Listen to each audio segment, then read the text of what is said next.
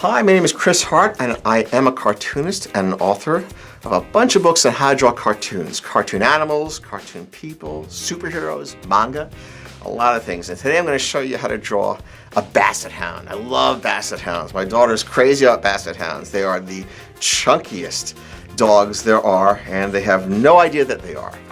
So here is our Basset Hound. Plug. First a little plug. Here's one of my drawing books on drawing original characters. It's called the Cartooning, the Ultimate Character Design Book. And we have some doggies in this one too. See if I can find one for us. Yes, he's a cute little guy. It's sort of like and some more cute guys. So Cartooning, the Ultimate Character Design Book. I hope you'll check it out. You'll take a look at it. So here's the guy we're going to start to draw, and I'm going to show you some principles of drawing not just dogs, but this particular breed. So let's start with this construction. What is this arrow doing here? I have no idea. No. I actually put it there as if you didn't know. What it is that it's going to sag. The whole torso is going to sag in the middle because the legs are too far apart.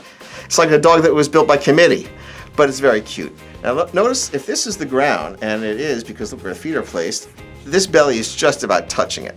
Especially in cartoons, you could have it touch in cartoons if you wanted to. It's got a very long snout, and you notice that the tail comes right off of the spine. The spine is up here. So let's get started. We'll start at the head. We're going to give him a flat top because he's got a long back of the head. Here, if you watched my videos before, you'll know this thing. It's very strange name for this, Latin name for this part of the body. It's called, right here, it's called the occipital protuberance. And what it does is it adds a cute look to the head because it adds that dome, that rounded dome look. We'll bring this forward and we'll give him a very short forehead.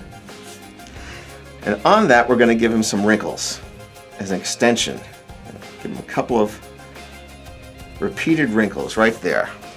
Let me just draw in the eye, fill it in a little more. There we go. We'll sag that. A little bit of little bags under the eyes. Gives them kind of a mopey, sad look. I'm going to erase this here so we just see those wrinkles now, not the guideline. And we'll give him a little upturned eyebrow. Kind of exaggerate that look. We'll bring the nose down. Now notice that he's facing down. Dogs in a natural pose, their noses face down, not straight horizontally. So we'll give him a big schnozola right here, like so. Now here's a tricky part, and I want you to take a close look at this. This is the center line for the face. We're gonna cheat the side view a little bit and show the back part because it gives it depth. So this is actually, it's a split lip. So we split the lip in front here, like so. Then we split it in back here. We erase this line. See the split lip? And now what do? We put the bottom lip in between, like that. See? That's what we do right there. Bottom lip right in here. And instead of making it straight, we'll sort of model it up here and down here. Got to give him a couple of whiskers. Here is the origin of the ear. Now you notice it's not eye level, it's a little above. And we'll bring those floppy thin ears down here. I mean, you can make them thick, but I kind of like to make them thin because there's so much about him that's already fat that this is a nice contrast to thin him out a little bit. And the back ear, which we will shade to show some depth. Now, here's a cool part. Well, first we're going to draw the arms and legs. This is the configuration. So we'll do it with a stick figure first, stick lines. Here's a joint, here's a joint, here's a joint, here's a joint, here's a joint. This is the origin right here. This is really where the shoulder is. So we're going to give him a big shoulder. We're going to follow this. We're going to follow these contours. This shoulder points. It's really kind of a pointy shoulder, but we're going to taper the legs down. Give him a little thicker line right here. Here's the elbow. It sticks out back here. It tapers down this way. Little tiny feet, which is funny. You got a big character with little tiny feet. Now what is this? The back one? The back leg? No, it is not actually. This is the chest. The chest really pops out of this dog. All dogs have this protruding chest, but he has a lot of it. And it goes into the stomach down here.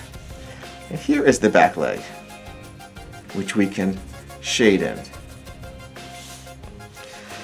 Well, again, we'll go back here and we'll follow the contours for the back leg. Here's the rump. And by the way, it doesn't just go straight around this way, straight around. There's no such thing as straight around, but it doesn't go follow a smooth curve, because back here is the bottom of, watch out, there's a little technical here. This is the pelvis, the back of the pelvis.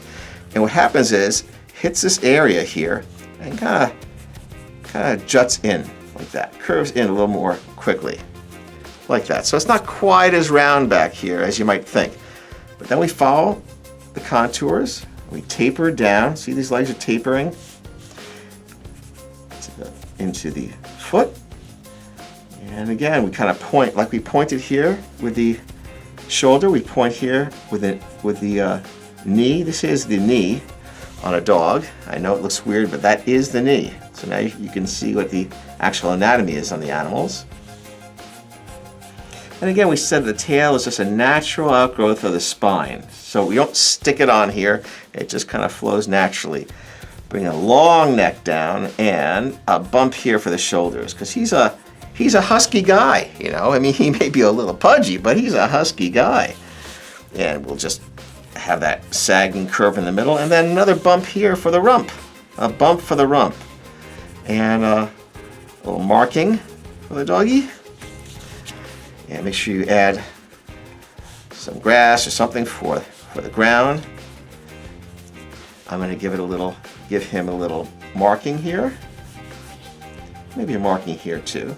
Give him a white tummy. If I were going to color him like a little off-white cream, but I make the tummy whiter. A little shading under the ear here. And we've got it. So there is your Basset Hound. There's some principles to use, and I hope you come back if you need to and use the video again, refer to it, whatever you need.